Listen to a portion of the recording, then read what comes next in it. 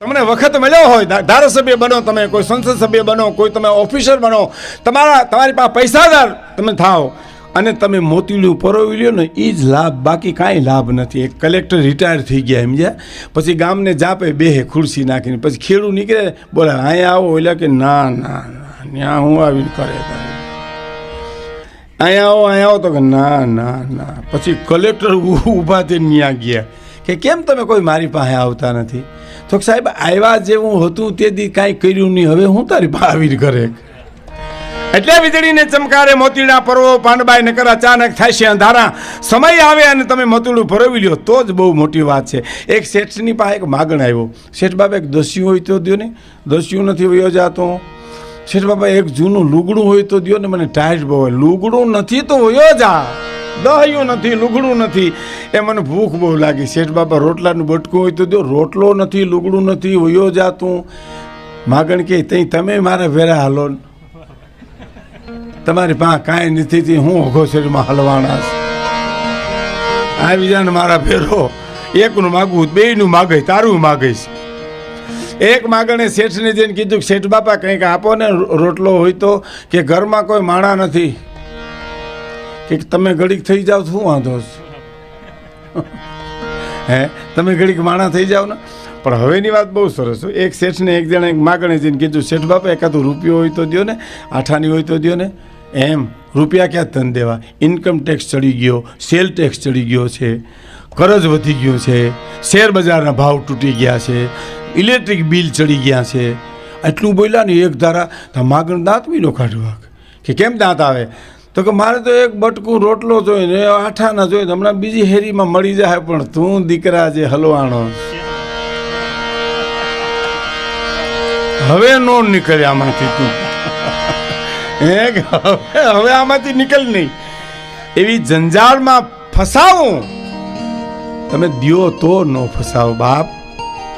હવે તમને એક બહુ સરળ મારે તમારા જીવનની વાત કરી દઉં. વંટોળ છે ને, વંટોળ બહુ નુકસાન કરે. વંટોળ પવનનો તમે જુઓ, છાપરા ઉડાડી નાખે, ઝાડવા પાડી નાખે, પણ એની આંટી મૂકી દે ને તો એ પવન જ છે. એમ અહંકારની આંટી જો મુકાઈ જાય તો માણા હાથ છે સાહેબ.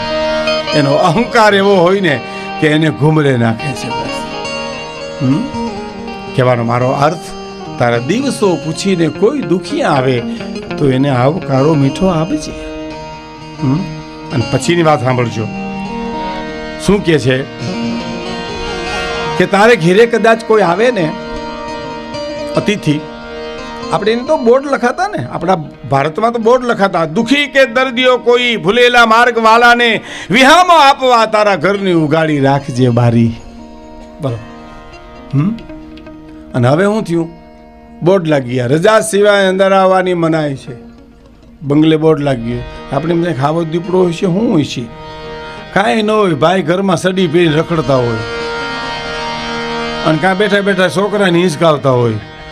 તમે રજા લ્યો થમાનામાં થઈ જાય.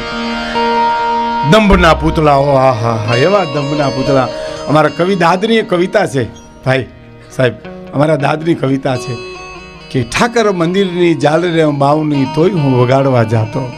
સ્વામીજી, ઠાકર મંદિરની જાલરે અંબાવ નહીં તોય હું વગાડવા જાતો. આજ એવડો મોટો બની ગયો છું કે મંદિરમાંય નથી હમાતો. અને હાઉકલી કરી મારી માને બીવરાવતો, ખોટે ખોટો સંતાતો. મારી માં પાણીની હેલ ભરવા જાય, પાણી ભરીને હેલ આવે એટલે હું કમાડાડો હતાઈ જનો હાઉકલી કરું, મારી માં બે, એમાં મને મજા આવતી હતી દીકરો કે.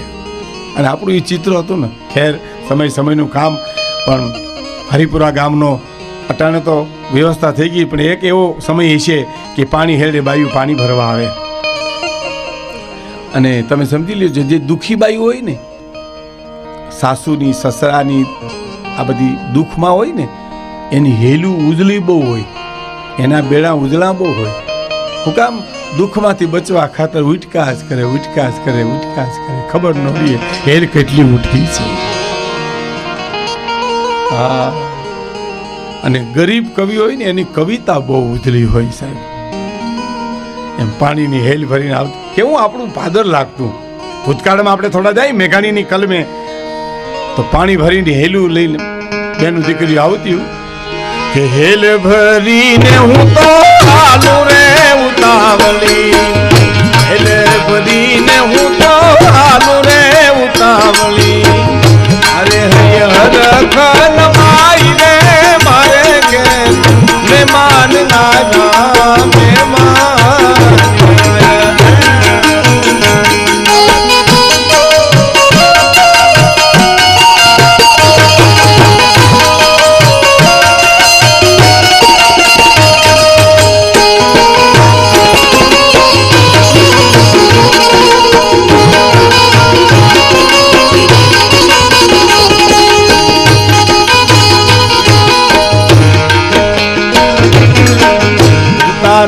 ઓરડાન મેરી ના મોલ છે, તારા ઓરડાન મેરી ના મોલ છે, તારા કરવાન આવ્યા મારે ઘેર, મહેમાન આવ્યા, મહેમાન આવ્યા. ભરીને હું તો આલુ રે ઉતાવળી, ભરીને હું તો આલુ રે ઉતાવળી. અરે હૈ હરખન ભાઈ રે મારે ઘેર, મહેમાન આવ્યા, મહેમાન આવ્યા.